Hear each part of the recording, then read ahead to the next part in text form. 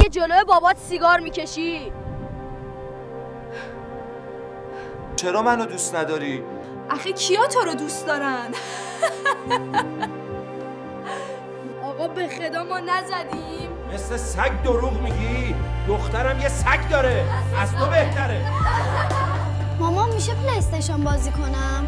مگه نمیبینی شلورکت سوراخه؟ آدم میشی یا کتک میخواد؟ ببخشید قول میدم درست میشم. واقعا خری بی‌لیاقت. چرا ناراحتی پسرم؟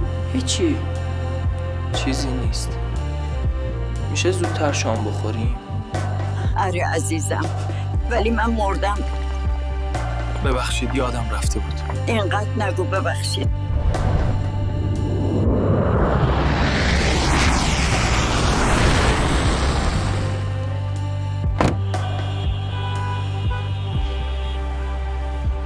بابا دارم میگم ترافیکه، چرا نمیفهمی؟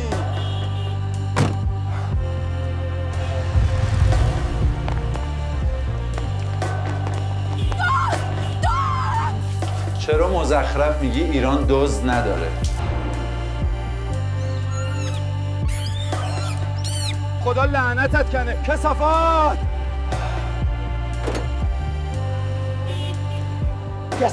کثافات! I hate you! کثافت ازت بدم میاد. کثافت ازت بدم میاد. کثافت